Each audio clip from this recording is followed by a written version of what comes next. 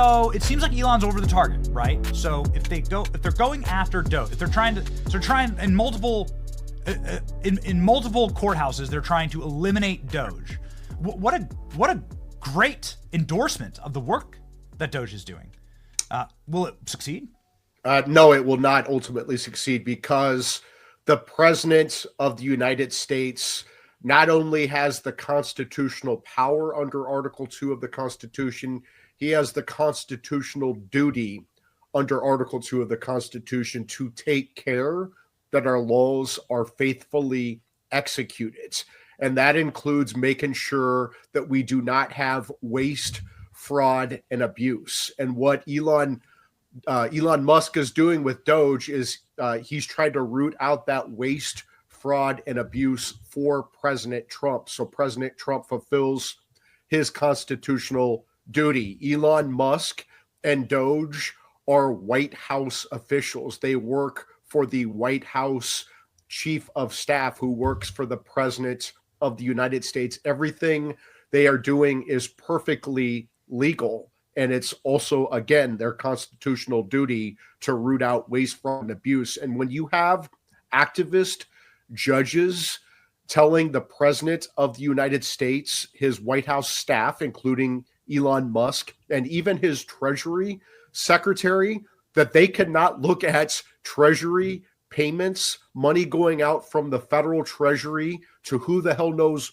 where it's going, that only career officials can look at those Treasury payments, but not the duly elected president of the United States, his White House staff, and his Senate-confirmed Treasury Secretary. That is clearly unconstitutional. This is an outrageous sabotage of the president's Article 2 powers by this activist judge, and the Supreme Court of the United States needs to use the emergency docket to stop this.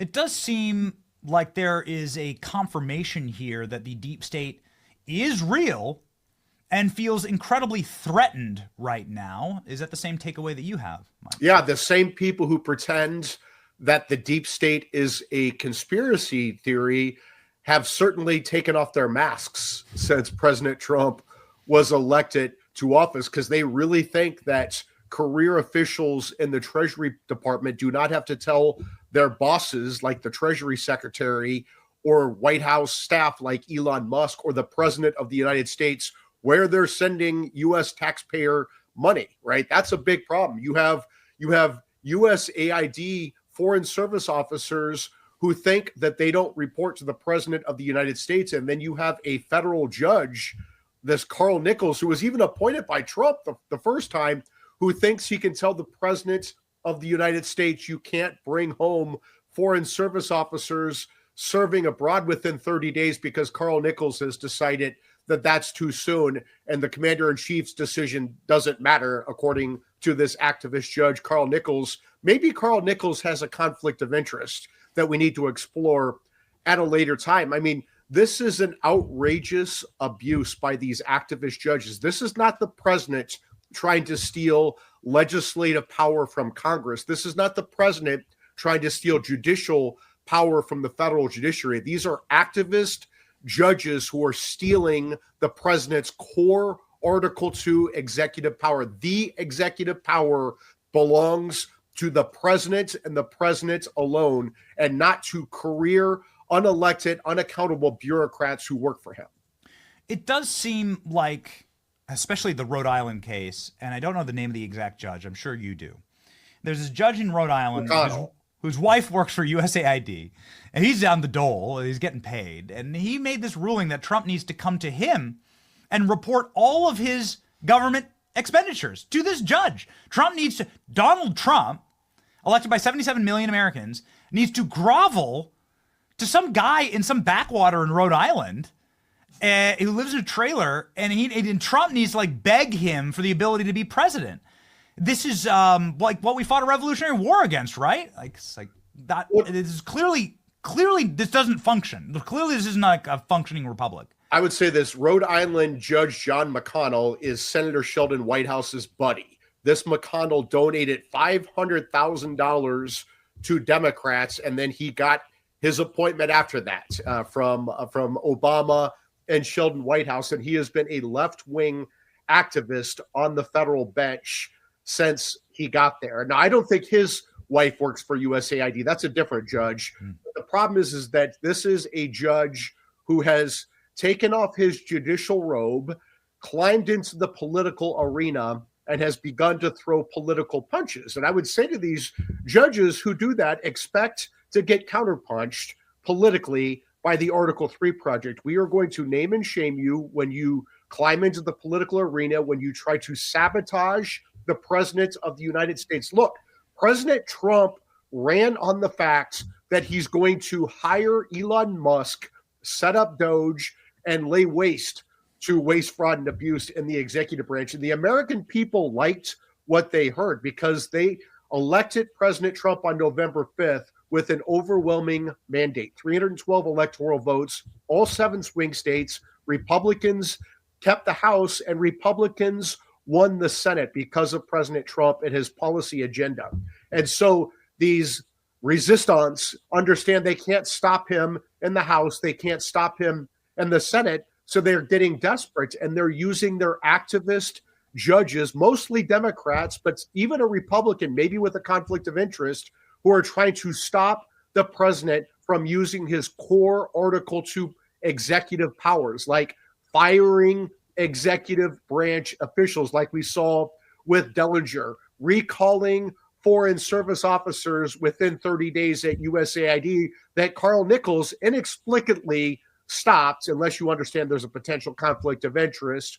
And then you have other judges trying to tell the president he can't look at Treasury payments, and his Treasury secretary can't look at Treasury payments. This is a radical assault on the presidency, so much bigger than President Trump, just like presidential immunity. And the Chief Justice, John Roberts, needs to get his federal judges in line and protect the separation of powers. Otherwise, when these federal judges, when these federal courts lose their legitimacy, they will lose their jurisdiction and they will lose their funding. I will make that my mission at the Article 3 project. You don't have a president, right? Not as it's constitutionally formed. If every president has to go to every single backwater jurisdiction in all of America and grovel to judges to do their job, you don't have a functional presidency, right? No, I think that's ultimately the question before the Supreme Court, right, Mike? Yeah, let's just ask Carl Nichols. Does President Trump have permission from you, Carl, to move troops? Or is that going to put too much of a burden on those troops and their families? Does the president of the United States have the power to send ICE agents to the southern border and detail them until we clean up the border? Or does Carl Nichols, who thinks he's the HR director for the executive branch or the union boss, I'm not sure what he thinks his job is. Does he think that these ICE officials are going to be too burdened under Carl Nichols's rationale if President Trump moves ICE officials to the southern border? How does Carl Nichols think he has the power to tell the president he can't bring foreign service officers serving abroad at USAID home within 30 days, paid, bringing them home from overseas? How the hell does this judge think that he has the power to stop the president from doing that? Unless, of course, this judge has a conflict of interest. Yeah. So how does this argument go at the Supreme Court, Mike? It seems like a very simple one, right? It seems like a very clean argument at the Supreme Court. It should be a simple argument, Ben, and that is if the 6 conservative Supreme Court justices follow the Constitution. We know the 3 radical hens are not going to do it. They're just cucking around, Trump deranged. The radical hens on the Supreme Court just bitter. They're pissed off that they're in the permanent minority for the rest of their lives. Just a bunch of bitter women on the left. But I would say this about the 6 Supreme Court justices who are supposed to follow the Constitution. Now is the time to find your backbones, because if federal judges can tell the president of the United States and his Treasury secretary they can't look at Treasury payments, if federal activist judges can tell the president he can't fire executive branch officials, and not only that, the president has to take them back into office over his objection. If the president of the United States has to listen to HR Director Carl Nichols on the D.C. District Court before he moves soldiers, sailors, airmen, ICE officials, USAID workers. If that's what the presidency comes down to, these federal judges, these activist judges are going to destroy the presidency. You bring up such a great point. I just want to, like, before we move quickly here, I just want to, like, touch on this. President Trump is firing people who have launched coups against him, who have potentially tried to assassinate him either physically or judicially. He is firing people who obviously don't want to work with him, who want to destroy him and might want to see him killed. Again, it begs the question, Mike, if a president can't do that, you don't have a presidency. You have like a constant insurrection, a constant coup against a president, and you're pretty much feeding any president that goes against the DC mainstream into a wood chipper and saying you're going to have to work with in this den of vipers of people who hate you and will sabotage you and destroy you. That happened in Trump term 1. Yeah, I mean, look, I would say this, and let's talk about funding. If the president of the United States finds out that Congress has funded the UN in Gaza, which is funding Hamas terrorists, which kills Israelis and Americans, and the president knows that Congress has funded this terrorism, and the president stops this as the commander-in-chief, as the chief executive officer, do the courts really think the president can't stop that? Do the courts really think, oh, well, Congress has funded the UN in Gaza. We've learned that the UN in Gaza is a Hamas front group that ran terrorism, the worst terrorism imaginable against Israelis, where they kidnapped, raped, tortured, murdered women, children, the elderly, babies, the disabled. And the president learns that Congress has funded this terrorism. Congress didn't realize they did this, but the president wants to stop this. He wants to impound that money so this money does not keep going to Hamas terrorists through their UN Gaza front group. Can a judge stop him? Really? Does the Supreme Court really think a federal judge can stop that? These federal judges need to stay in their lane. They need to get the hell out of the Article 2 executive power lane and getting back to deciding cases and controversies. And their job is not to issue nationwide injunctions and ex parte TROs telling the president that he's essentially sabotaged in performing his constitutional duties because these left-wing judges and conflicted Republican judges have policy disagreements and actual conflict of interest with the president of the United States. So they are creating the constitutional crisis. These activist judges are creating the constitutional crisis. And this is the time for the Chief Justice, John Roberts, to step up and stop this. Because if there is a constitutional crisis, the judiciary is going to lose. They're going to lose their jurisdiction. They're going to lose their funding.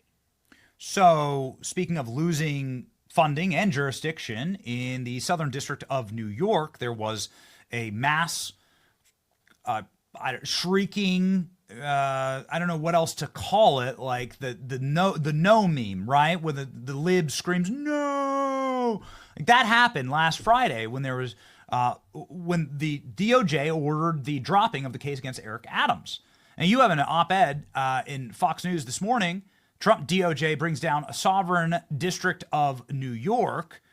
This is, again, a data point in the proof that there is a deep state. There is a totally unaccountable group of activists who don't believe that they answer to the executive branch. Is this correct, Mike? Yeah, so the acting deputy attorney general for President Trump, Amel Bove, gave this interim U.S. attorney in the Southern District of New York a civics lesson when the attorney general, Pam Bondi, wanted the Southern District of New York to drop the bogus corruption charges against New York City Mayor Eric Adams. Now, Bove did not say that these were bogus charges. He didn't even have to go there. He just said, look, we want these charges dropped because they don't fit within our the president's or the attorney general's prosecutorial priorities when you're wasting resources going after the New York City Mayor Eric Adams, who got sideways with Biden on immigration. You're not spending your resources to go after violent crimes and migrant crimes, right? That's number one.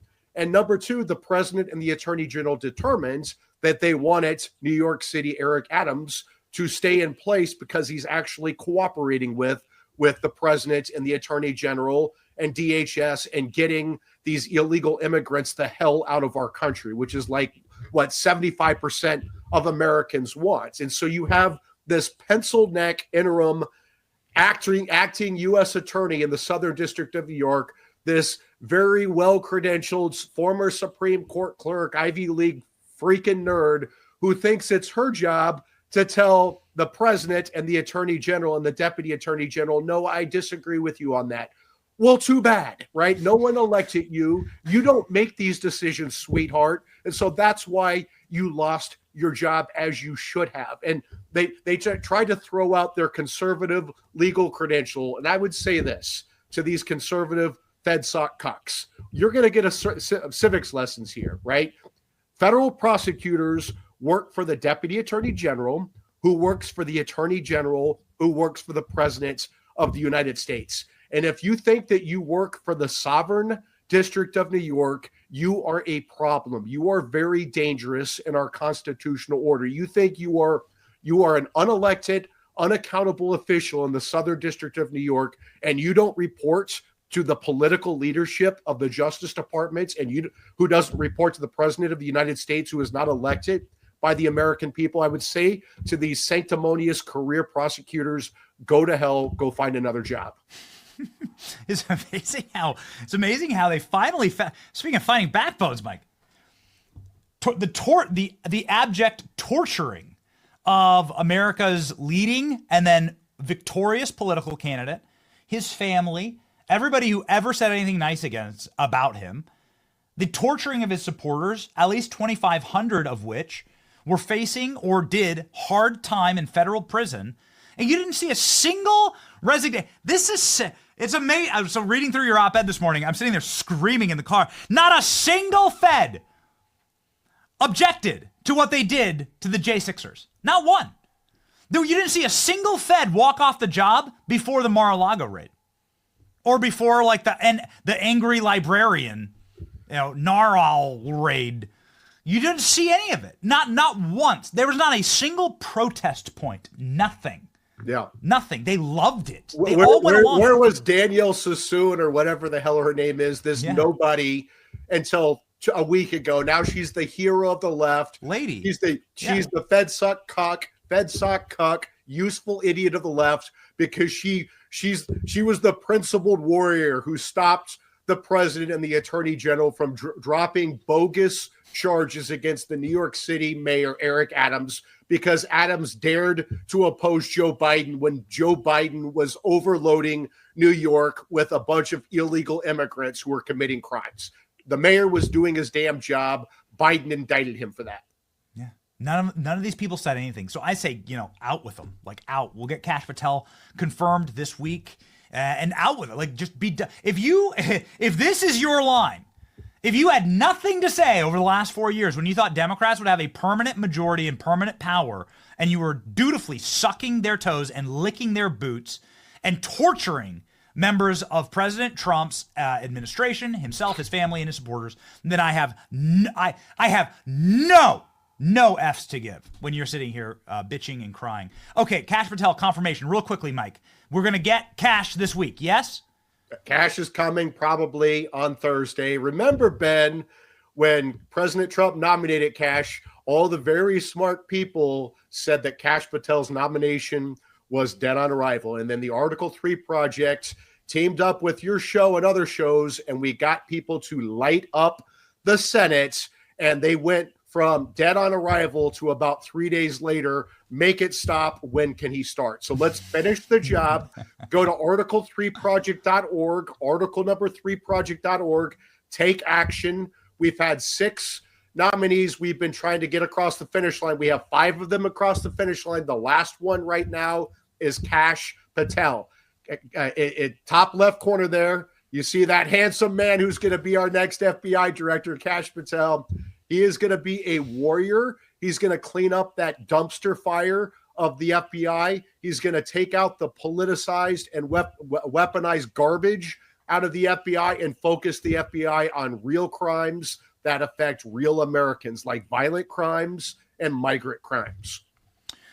Politicized, weaponized garbage. Mike, I can't let you go without getting your comment on the single most true thing you've ever said on this program. And you've said so many true things, but this ranks number one.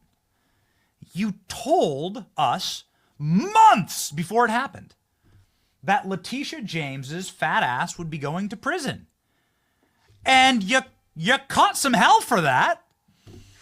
But lo and behold, like a present, like a late Christmas present that you discovered a month after Christmas, here it drops into our laps.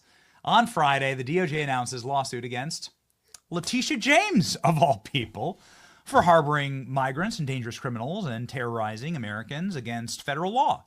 And it's almost, Mike, it's almost like you knew. It's almost like you had a sense about these things. So I just wanted to give you an opportunity to do a touchdown dance on this one. Well, I would say this. I think Pam Bondi made the decision to bring a civil lawsuit because I don't think Pam has the budget right now to feed Tish James in prison. So I think we're going to wait until we get a supplemental from Congress for the prison food budget to feed her fat ass in prison. And I think that's going to be the step two.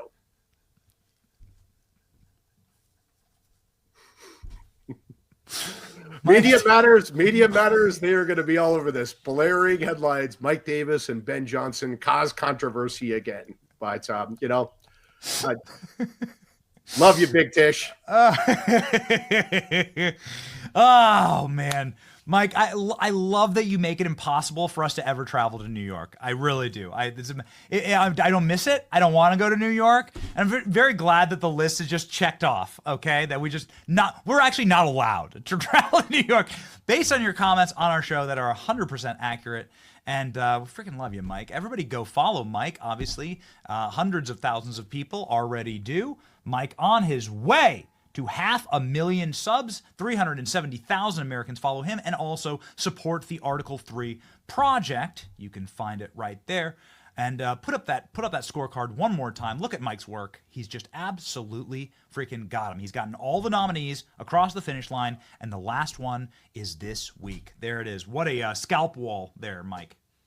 Yeah, I may be crazy, but I'm almost always right, and I almost always win. So we're going to get cash across the finish line on Thursday, and we're going to bring justice to the FBI. Fantastic, man. I'll see you at Kash Patel's swearing in ceremony, Mike. It's going to be amazing. It's going to be an awesome week. Thank you, Ben. Thank you, Mike.